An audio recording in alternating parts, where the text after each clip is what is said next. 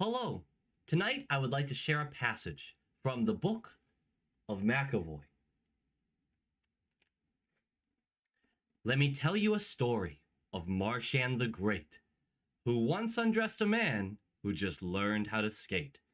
Buchnevich the Fool, that was his name. Now he must go by Buchnevich the Lame.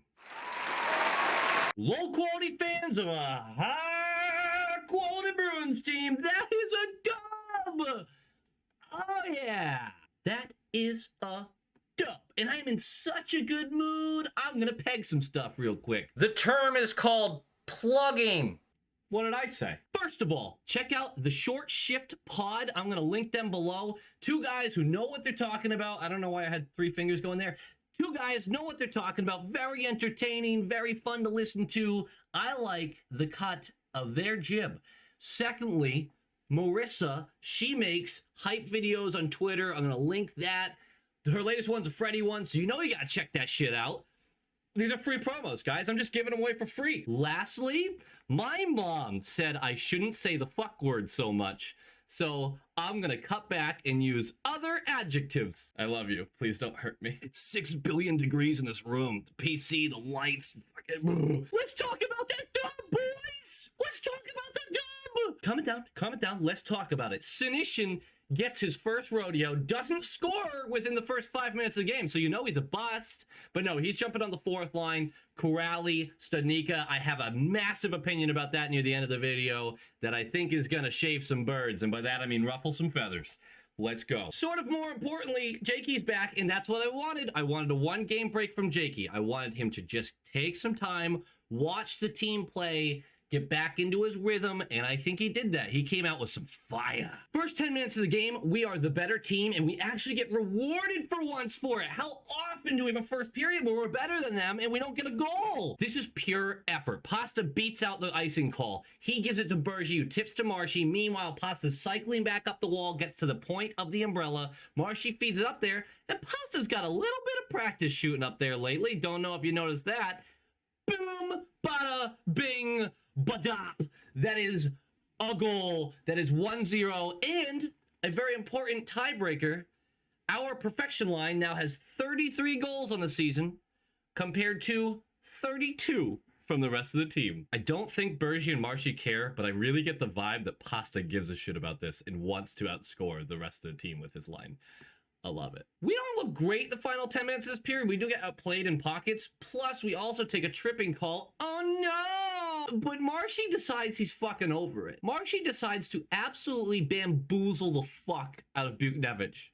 Skates around Fox, feeds Bergie. I'm going to show you the before and the after with Buchnevich. And you can see Fox sliding along there. It was an absolute undressing. It was beautiful. It's on the background of my phone right now. Oh, I honestly sometimes feel more confident that we can score shorthanded goals than we can 5-on-5. Also, 34-32 for those keeping track. Pretty soon after this, really fun moment for me. I don't even know why I'm putting it in the video, but JD and Studnicka have a 2-on-1 together. Two of our most snake-bitten guys can't buy the back of the net. JD ends up getting tripped up as he dives past Miller, tips the puck to Stud. Stud can't reach it for an open net goal. He can't get a handle on it and just throw it in. So Stud doesn't get a goal. JD doesn't get a goal. I don't know what to tell you, boys. Keep trying. We go into the second with a 2-0 lead. The second period starts, and Tenorti, who I've liked, I don't want him in the lineup when we're fully healthy, but I have liked him as a depth piece. I think he's been very important these past few games. He decides to take a tour of the offensive zone. There's another moment that doesn't matter. I just feel like talking tonight. He decides to take a tour of the offensive zone, skates around everybody, and actually does a nice job of it. And I'm kind of sitting there going, look at the boy. The problem is this whole skating exhibition ends with him just whiffing on the puck and leaving it behind, creating a 2-on-1 the other way. It was brutal, but I love the guy for trying in a game that just feels like it's ours. I am not worried at all at this point in the game, and I don't think any Bruins fan was. Nice back check prevents the 2-on-1 goal. We're fine. Also, PP time. And what do we say? The only good PP is a clean PP. Once again, we were in the offensive zone for almost a minute. We've talked about how important it is that this team does not get the puck cleared out because we aren't super great at re-entries. So we kept the puck, a ton of retrievals, and then Krejci finally gets one. What's even funnier about this is we're still running the umbrella with Pasta up at the top.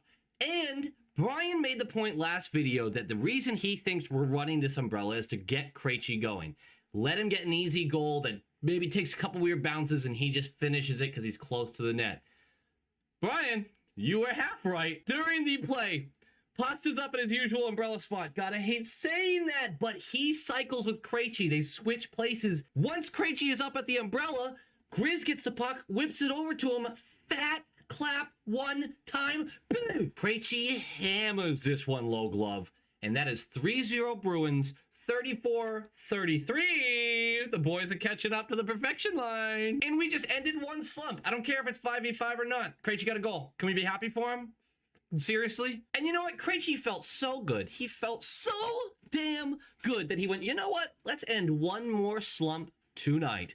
Nice forecheck by DeBrusk. Forces a turnover. DeBrusk cycles over to the right side of the goal. Krejci just sees him.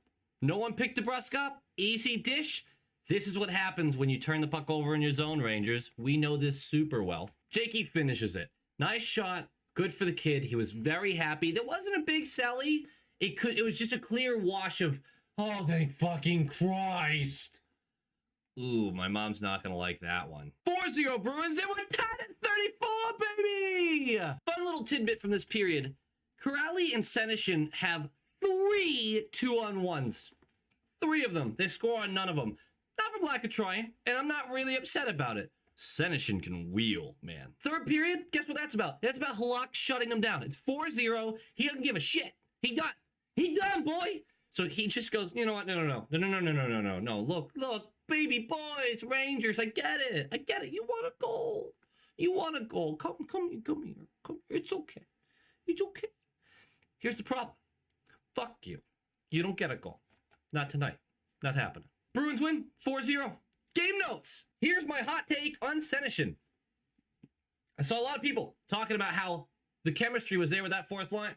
How he fits in really well with Kuraly and Stott. How his debut went super well. It did. Here's the problem. I think he was completely held back by his teammates. I don't think he had chemistry with Kuraly. I think Kuraly was emptying the tank just to try to keep up with the guy. And the reason, look, the 2-on-1s were great. You could tell Senyshyn was a little holding up, and that is normal. It's normal to try to match the other guy that's with you. You want to make sure you're working together to get the goal. That's fine. My biggest issue with this was Senyshyn would be first on the forecheck, because he can wheel, man. This kid is fast. First on the forecheck. Second layer needs to be there because if the first guy forces a quick pass, which he often did, the second layer has to be able to be there to capitalize. It's so much easier to create a turnover when someone's throwing the puck away quickly. Senyshyn did his job with the forecheck. Kuraly did not. He was late to the forecheck consistently. My take, I do not like him on that line. I think he needs to work with a guy like DeBrusk. I think he needs to work with a guy like Bjork. Studnicka is fine on that line. He is a two-way center. He makes sure that the defensive zone is taken care of. He did a lot of that this game, so he wasn't always in the play going forward. I'm fine with that. I don't like Kuraly and Senyshyn together. I know Kuraly can wheel. I just don't think that he can keep up. So that's my take. I don't like that chemistry. One game, just a small sample size.